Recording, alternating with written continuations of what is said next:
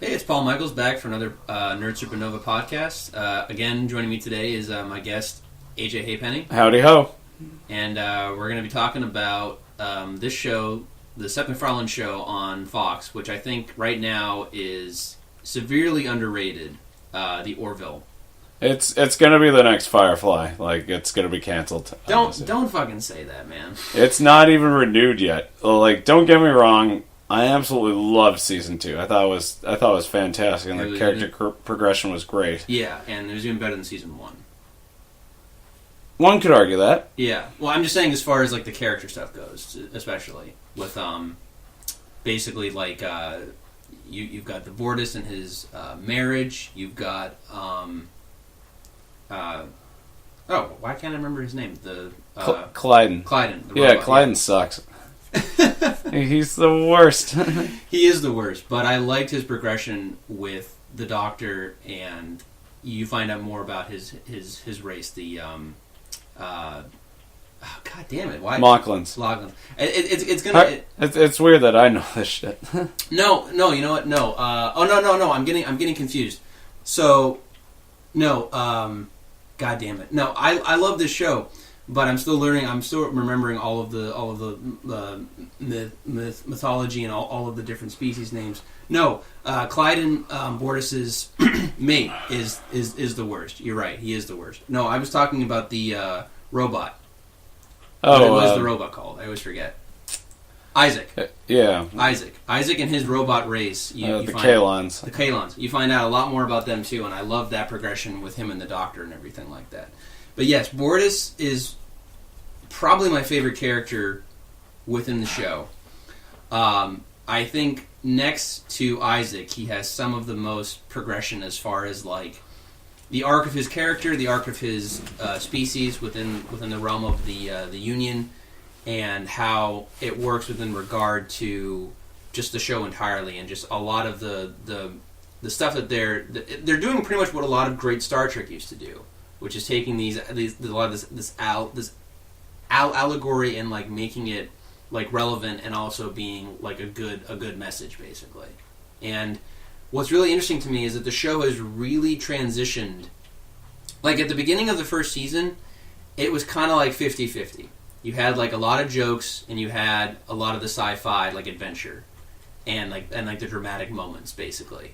And now at the end of season 2, it's like maybe 2 jokes and the rest of it is sci-fi and drama. Like it's literally being more like actual Star Trek. It's not even trying to be a satire anymore. It's literally just being like another version of Star Trek. I'd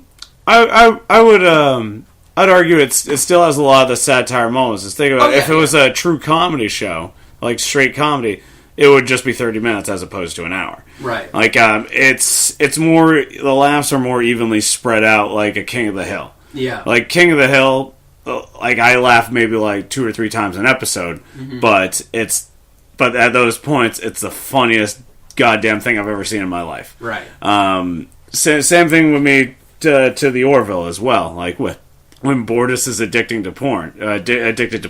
Right. Me, like, just like the concept alone is the funniest freaking thing I've ever seen. That whole episode is great. And then, like, this is the only episode that I felt for Clyden, his mate, where he's just like... Well, Clyden, because Clyden is horrible, like, almost, like, 90% of the rest of the show is just terrible. Like, every time... Yeah, but that time you actually feel for him. No, I understand and respect where Clyden is feeling, but, like, every other time in the show, like, their marriage is falling apart. Like, it's literally falling apart. Anytime that he has the option to do the right thing, he does the opposite thing. For not only just against Bortus, but the rest of the crew. And then as the show is seeped in further, you're basically finding out that, like, his mate is basically, like, pretty racist, honestly, as far as, like, the Mocklin race goes and all this other stuff. And it's the old man argument, just like, oh yeah, that man is racist because he's really old, and that's the way that he was raised on that. It's a very conservative point of view. But, in the sense that, like, this is what he was raised on, this was what he was raised to believe. Right. Bortus, since he hangs around the unions. All these people, like you're saying, he progresses so much as a character from season 1 to season 2. But I would say that Clyden is a worse character. Granted, he isolates himself away from the crew, but Bortus is about the same age as he is, and because he's been with them more, and because he actually accepts these new ideologies, he's a better person and a better character for it. Whereas Clyden, I mean, again, they make the point too that Clyden is very isolated and doesn't take in new ideas, and he thinks that his way is right, and all this other stuff, as opposed to, adapting and trying to find like new ways of learning and stuff like that. But I think where the real head thing is gonna come to a collision is dealing with their child, because they have two different ideologies, conflicting ideologies, and they're putting that into their kid. And not only the fact, too, that their kid has had that operation that Bortus was against to begin with, and that Clyden doing... Well, initially he wasn't against it, which is what led to it. Right. But essentially at the very end, like, that's what causes problems later on in the show. As they say when they do, like, the marriage counseling and stuff like that. He's like, I was not on board for you to do that and make that decision. So... Their marriage is on the ropes. I don't see it... if this goes another season, I don't see Clyden and Bortus lasting another season together. They're going to get divorced, or as in the Mocklin way, they stab. Well, that's the thing. I don't know the full... I think, the Union did not research enough of the Mocklins before having them join. They were just more happy to get another ally. Do you know what I mean? As opposed to like actually researching their culture. And on top of the fact that they have a mass army and everything, and they want them more on their side than against it. But, they don't know anything about that custom at all when that happens on the ship. And in Star Trek world, I feel like that wouldn't have been the case. I feel like they would have already known about that before having Clyden join Bortus on the ship and everything. But again, like, we're finding out as they find out. But that's the thing, too. Can Bortus... If Bortus gets sick of Clyden, like, is Clyden... Clyden seems more of, like, the mother type, like, in that scenario. So, I mean, can Bortus do that to Clyden, or can Clyden only do that to Bortus? No, they since they're both men... Yeah. Whoever mate is the least happiest does the stabbing, hence the divorce. Wow. All right, well, I wrote my thesis on Mocklin divorce. Well, I hate to say this, but I really do want Bortus to stab Clyden, like now, like get it done. The kid's still young, they'll learn to adapt. Topa. Yeah, Topa. Yeah, because we really didn't see like too much of Topa until like the episode where he's just like, "Oh, I don't like women. Women are weak." Because one of my dads told me so. Right.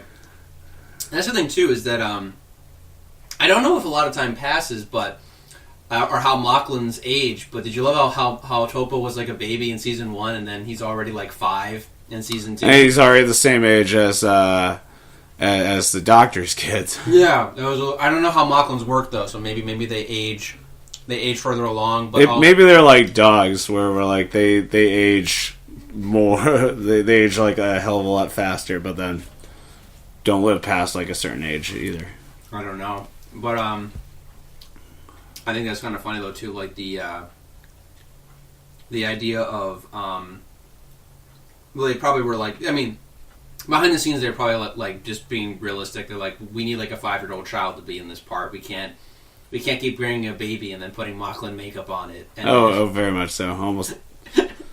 Like baby every cruelty, other yeah. episode with Topa. Yeah, because at least like when they showed like babies in like the first season and the second season of Mocklin babies, like they were sleeping, so they could like legit just not have a real baby. Yeah, they could just have it be like a fake plastic doll or something. Oh sure, yeah, or rubber doll or whatever looks the most real. But yeah, like they would have to have scenes where like probably Clyden was feeding Topa or something, and they'd have to get the baby in the Mocklin makeup. So they're just like, let's just age the baby up 5 years and just leave it to Mocklin. I'd say lawsuit wise, that's the best move. Yeah, just have like a 2-year-old just so into just like, oh, the makeup ruined my development and skin. So here's my thing. I think the reason why the Orville is having trouble is not due to viewership. I think it's due to budget, because even though it's not on like the level of like Game of Thrones budget, but there's some space battles in that show that can't be cheap. Heavens no. For like Fox. Oh, and like Fox is known for canceling shows anyway, so like I'm generally surprised that they didn't cancel after season 1, despite like the fantastic viewership and like the fanfare as well. Well, here's the thing. See, I don't think it's going to get canceled. I think right now, what may be happening... By the time this comes out, it might be. Well, what I think is happening is Seth is trying to figure out, like, he's talking to Fox, because he's made so much money for Fox between American Dad, The Cleveland Show, Family Guy, as well as all the merchandise that they're... Well, maybe not The Cleveland Show, but you know what I'm saying. Like, he's made big shows. He's made a lot of merchandise for them to sell. Like, he's, next to The Simpsons, Family Guy is one of the biggest shows on Fox at this point, right? And, this is the show that he's actually really invested in at this point. Like, this is his dream project. He wanted to be apparently Captain Kirk since he was like a little kid, pretty much, or Captain Kirk Picard. But being that is the case, like, I think he said in interviews, literally talking to Fox, like, if you don't let me make this show, I'm walking away and taking my shows with me, basically. I'm done. And so they gave him the Orville. And that's the thing, like, it's his dream project, and the show has a fan base, and it's successful in its own way. It's not maybe like Family Guy successful, but I feel that, like, Fox, because Seth has a lot of pull at Fox, I feel like it will get renewed for a third season. And at that point, maybe they'll be able to wrap it up, because again, Star Trek the original had 3 seasons, and maybe Seth will then have everything happen in season 3, and then that'll be it. And I'd rather the show go out on a high point than being dragged out, for fucking ever. But, like, I see Seth at least getting one more season out of this and being like, okay, we'll make a compromise because the show is not, it's an expensive show. So let me wrap up everything in season 3. We'll wrap the show up and it'll be like original Star Trek, like, in that sense. I hope that's the case. Because he can already literally go to them and say, listen, I had a great successful show, which you then canceled. And then it got revived on Adult Swim, and then you bought it back to then give it, 20 more other seasons. So don't do the same thing you did back then. Be better than the Fox you were. Like, again, he's like, I made you Remember Greg the Bunny. Yeah. Well, that's not the same. But again, saying, I've made you guys millions and millions of dollars. Let me have this, Like, I'm just saying, I think he has enough pull to get season 3 done. That's my personal stake on the whole thing. All right, so tell me your favorite moments from season 2. Season 2, I'm pretty sure my favorite episode was, or one of my favorite episodes was Bortus. It was Bortus addicted to the porn simulators. Yeah, it was one of the hilarious episodes. And that one I actually saw with my parents. Oh my and God. the part that made my stepmother crack up laughing is when they're in couples therapy. This is right after Clyden caught Bortus, and they're just like, if I didn't promise the captain, I would stab you again. Yes, the Mocklins are very, very, very funny, and the way of their culture and stuff like that. Bortus and Clyde getting addicted to cigarettes. Yes, that was fantastic. That episode was probably my favorite of the season. Comedic wise, yes. For me, that was really well done. But then more the drama side wise, and even though it did have some hilarious aspects to it, Gordon just being addicted to this simulation of this girl from 2015. Yeah. 400 years prior, just wow, she was just an amazing woman. Mm-hmm. And that one was personally my favorite episode. Yeah, it was definitely a bittersweet ending, but a lot of the thing I like about the Orville is that Seth could easily, because it's not Star Trek, he could easily just make these endings happy if he so choose to do within the show. But you and I were watching, I remember season 1 at your house, and they got to the Bortus episode where they had to do the sex operation on the baby. And you and I were like, man, this is like really dark stuff they're getting into. Like, we didn't expect that. And then, like, the bittersweet ending of that too. When that happened, I was like, this show might be a little bit different than the rest, because they could have easily decided to go with, like, the happy or the ambiguous ending, and they decided to go with the bittersweet ending instead, like, where, like, not everyone gets their happy ending, so to speak. And, like, I liked that. And this is kind of the same thing with a lot of these shows, like the Gordon episode, or the fact that Clyde and him have issues, him and Bortus, or the fact that Isaac has to really make a choice about his race or his crew. Like, they actually make legit, real altering, like series altering decisions that affect the rest of the show later down the road. Even the Krill stuff, like where Ed and Gordon disguise themselves as Krill in season 1. And you're like, oh, okay, this is one of those, like, you know... That was probably my favorite episode of season 1. Yeah, they definitely did a lot with that. And you think at first, you're like, okay, well, these Krill are obviously maniacs. Like, we'll probably not see them again for, like, a while. But no, like, they tied that into season 2, and that came back, too. And then they signed a peace treaty, even though they're completely different people. I wasn't expecting something like that to be so soon. But again, like, going back to Star Trek, and that's what I think Seth loved about Star Trek, which a lot of people love about it, is that instead of doing space battles, a lot of the time the show is trying to show that the diplomatic way is not a hard... It's not an impossible way. Like, there is a chance to do it the diplomatic way and try to find compromise, basically. Yeah, because Ed was put in the position of being a captain of the Orville, surprisingly, he's brought up to the expectations of all the admirals, if not further so. Like, he's one of their most, like, he's one of the most reliant captains. Yeah. And just, like, they even put him in situations like, isn't there someone more qualified? And they're like, well, honestly, we don't have anyone qualified to do this, but since you have experience with him before, and since you boned a Krill before, it's perfect for you. Well, this is interesting too, because like in Star Trek, what I like about the differences and how they're building up both the ships like the tales of them doing stuff, but like in Star Trek, as far as I remember, even though I'm not a hardcore fan, Kirk, and by extension Picard, they were like these big captains. They were like big deals, you know. They were kind of like looked upon well by their peers, as well as, you know, the establishment, that set them up and set up the Enterprise and all that stuff, right? But Ed and the Orville, like the Orville is just kind of like an offshoot ship, basically. Like he's just one in you know, like 1,000 ships basically, but. You know, it's just this one story of a guy that got lucky because he wanted a ship, and his ex-wife ended up, you know, giving him, you know, like a good standing with the admirals, and then they gave him the opportunity. And as the end of season 2 showed, that was a good decision. So, like, but I like that he's not he wants to be Captain Kirk, but he's not Captain Kirk. He's just regular Ed.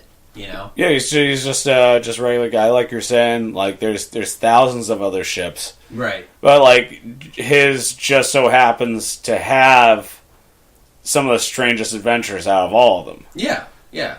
And like the diversity that he has on the ship, like brings so many people together and puts them in so many different situations that like every admiral like on the fleet is constantly talking with him. Can we talk about like the weird cameos this show does? By the way, I think it's so funny because Seth obviously has connections. Oh sure. My favorite cameo was Liam Neeson in the video message, right. Because like just like because he obviously has such a powerful voice. Yeah. Well, like a lot of my other friends, like their favorite cameo is Charlize Theron showing up, which was an okay episode because the time travel stuff, and she's like a pirate essentially. But that was interesting. I mean, it was just so weird to like have the characters be in the show, you know. But it's like, oh, okay, it's cool. Like we got this thing going on because they did that in Star Trek as well. So some of the admirals, you got Kelly Hugh, and then you have Ted Danson. Victor Garber, who was the first one. I'm pretty sure there's one other one that I'm forgetting. There's definitely cameos from other Trekkies. There's there's Ted Danson. I think he was on one. Yeah, Ted Danson was one of the admirals. He was one of the admirals. I love the actor, but I can never remember his name. He's from Titanic, and he's Professor Stein on... Victor Garber. That is Victor Garber. Yeah, that's Victor Garber. Okay. But yeah, he's great as the lead guy. I also want to say I'm very sad with what happened with the character, but I liked what they did with Liara and how they transitioned that, because her leaving, being the head of security and stuff like that.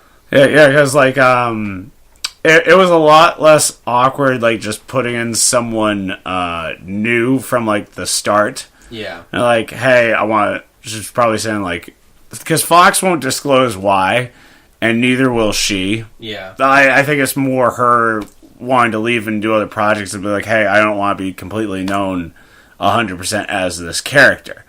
So they said, okay, well, make it through like episode 6 or 7. Yeah. Do it there, and then in between have Patrick, what was his face, Joe from Family Guy. Yeah. Just be the guy in between, and have it be super annoying. That will be a little more accepting to this new character coming in.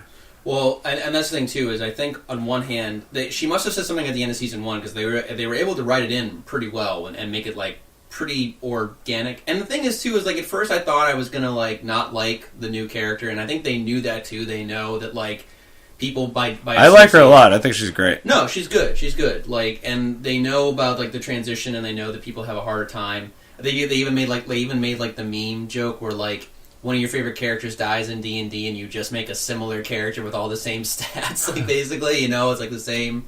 Because they obviously, I think they had written out season 2 to have Liara be in that role, because literally she's the same species and same everything essentially, as far as like head of security and all that. So they're like, okay, well let's. I mean, but again, they made it organic within the show, because she's having issues with the gravity, and then they made a whole great episode about her family like accepting her and stuff like that, and that whole mirror image, because she's like the strongest on the ship, but then she's like the weakest on her home planet, you know. So I thought that was like really kind of like a cool like weird like reflection type storytelling that they did. And what I like too is that they don't shy away from, I mean, I wouldn't expect them to do it anyway, but they don't shy away from the fact that even though, again, all of the species are, you know, together and allied, other species have more of like a superiority complex to the other species, because they've been around longer, or their tech is more advanced, and so they look down on humans, or even sometimes vice versa. So I like that they keep that dichotomy around, and utilizing it for good storytelling, as opposed to just having it there and making it more realistic and less like a biopic movie, like you can't swim in the pool because you're black, or like whatever, and then they make that the whole story or something like that, you know. And so it's like, all right, but it's good. It's well done. So, what was your favorite episode? I mean, I had more like favorite moments. I mean, I always love time travel. And I love it when it's done more in the style of like Back to the Future, where it's one singular timeline, so everything that happens affects the timeline, as opposed to like, you know, tangent timelines. Yeah, that was absolutely great, because when the Kelly from the past went back to her own time, and they tried to do a memory wipe and it didn't work, and then she said no to the second date with Ed. Yeah. I'm just like, where are they going with this? And then I look at the DVR, it says Kelly's actions completely changed the future. I was like, oh. And I was just like, all right, that's like a Flashpoint situation to end out the season. So I missed the last 2 episodes, so I watched them literally back to back. Did not even know that. I figured something had happened, because the minute she canceled the date, I'm like, she didn't do that in the original timeline, and I was like, oh man, the memory wipe didn't work. And then they start off when they're just running through the snow. And I was like, this must be some weird away mission or something, because I figured out it was going to be probably Ed and one of the other guys, if not some 2 new characters. And I thought, oh man, something must have happened. They must have shit the bed or something, and now the Kalons have really progressed, and they've killed everything. And then I was like, oh no, this is an alternate timeline, because because Minnie Kelly shows up and they're like, who's? I'm like, yep. Like I knew, I started knowing like right away. I love there's little touches with Kelly's character because they know that she's like a very attractive woman, so they can't help it.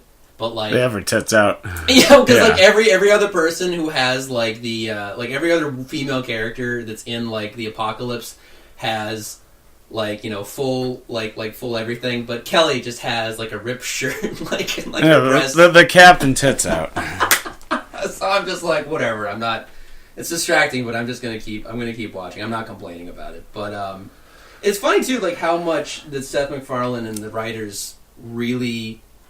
I think writers can't resist like the will they won't they type of thing, and then it's funny too because they've been married already, and they've already done the will they, and now they're kind of like teasing again if like they want to but they basically balance the whole relationship on like the future of the galaxy and all that kind of stuff. So, but again, it's done or organically, and it makes sense, and they built it up so where that's a thing, and they even teased.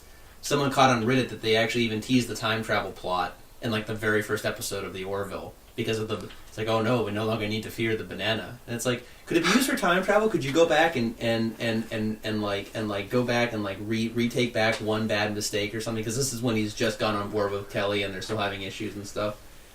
So it's like, oh man, so they teased that like that far ahead of time. Well, like the lead up to that was the episode in which Gordon goes back and Pseudo goes back in time in the simulator. Right, and destroy and delete Greg or something. Exactly. But then you realize like who you date is who you are. Yeah. And just even if it was a bad experience, it was still an experience that led you up to what you are. As you realize that like because he eliminated Greg out of the equation, Gordon wasn't in love with this girl as much because she wasn't the same person. Right. Greg was the one that she never had Greg. She didn't do certain things that made her a better person. They pretty much did Eternal Sunshine of a Spotless Mind in a 30-minute episode, basically. I mean, you can argue that, yeah. but like also with the very next episode is Kelly at the end deciding not to go out with Ed. Mm-hmm. And then she doesn't become the same person at all, hence... Well, she doesn't have the time to either because the universe gets basically destroyed. Mm-hmm. But yeah, same thing, man. And because they knew each other, she recommended, and because he was on it, the Doctor came on, and then Isaac had the connection, so Isaac became a better character because of it too. So like everyone was improved because of even though it was a failed relationship, it's still better to a lot of other people's things. Yeah, because even though Isaac is an artificial life form that's self-aware, he's still building like a little bit of a consciousness. As you can argue that Kaelon don't have a consciousness at all, mm-hmm. but like at the same time, they're also the people that killed their own people. Right. So like if they didn't have feelings of just like, hey, we're being oppressed, then they wouldn't have killed they wouldn't have killed their human masters at all. Right, exactly. There's a lot to look into it. There's a lot, like I said, there's a lot. They're doing very well at trying to be like multi-layered, but it's organic. It doesn't feel forced. It doesn't feel like someone is just necessarily imitating Star Trek. It feels like they're taking the best lessons from Star Trek and saying, like, let's utilize this. Maybe the story's been told before, but let's just have fun with this story. Let's make it our own, and let's just go for it. Basically, I mean, they're doing better than from everything I've seen of Star Trek Discovery. I mean, everything I've heard about that show is like, they have the characters and everything, but... As much as I love all the actors on Star Trek Discovery. Yeah, but it just seems like that they're not understanding like what made Star Trek an interesting and captivating show, especially like Next Generation, which was a huge popular show when it came out, because it took the simple ideas of the original Star Trek and then advanced them even further, basically. So I'm hoping that, like I said, Orville can stick around because I need it. Like, if Discovery gets a season 3 and we don't get a season 3 of Orville, I'm going to be kind of pissed. I guess, honestly, Orville is probably my favorite show of this season. Okay, wait. So, like, of this year, like, this of this year, even more than Cobra Kai. Possibly. Okay. As like Cobra Kai season 1 had more of a fun factor. Like Orville, like even though some might argue like, oh, it's not like a full blown comedy, but like it still has a shit ton of a fun factor. Right. Oh, like even with the Flashpoint episode. Yeah. Like the good thing too is that not only is the comedy too is becoming better. It's becoming more organic because you're learning more about the characters. So a lot of the jokes they make is based more in character than it is about like, oh, this happened and everything exploded and someone got thrown, like, or I mean, granted, the fucking comedy like with like the cigarettes was fucking hilarious. That was pretty much like all slapstick, but oh my god, was that fucking funny because the Mocklins got super addicted and everything, you know. And then when Isaac was asking Lamar, "Hey, how do I break up with this woman?" Yeah. Lamar's trying to give him advice and he's translating exactly to that. So you're literally seeing a robot in a wife beater and whitey tighties. And it is so funny. He's like, "Did I stutter?" Yeah, but I mean, it works. It's not like cringe type humor, which is good. So, yeah, man, like a lot of it works. The character stuff is really great in the show, and they've done an excellent point. And like Star Trek too, they decide to like discuss.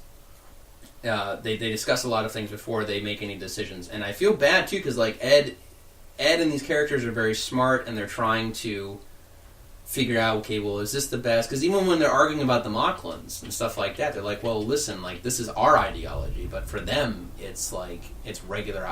It's like regular. It's only later when they find out more about the more repressed part of the race that they're just like, okay, well, maybe we need to intervene here a little bit because obviously this part of the race does not like that.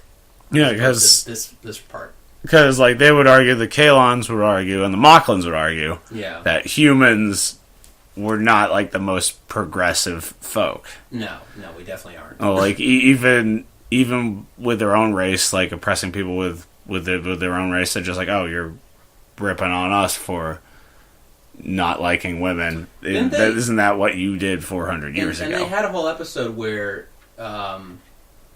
Kelly was God, right? And they had the people who advanced like in time very progressively, right? And forward and whatnot, and they were like seeing reflections of their own issues that they had from their own race and stuff. So I was like, okay. So there's a lot of that in there too. Right. Good. Yeah, man. So overall, I think we both can agree that season 2 was even better than season 1. It seems like the show is progressing and evolving. Expensive show, but I hope that Fox and Seth can come to an agreement and just make season 3. If we get anything past season 3, I would be I'll be surprised and very happy. But I want another season out of this show at the very most, at least, so we can get like an idea of like what they want to do going forward, or if they want to wrap everything up, or you know like where they can go, pretty much, you know. So, yeah. Any other closing thoughts? You said Bortus is your favorite character. I would say out of anything, yeah.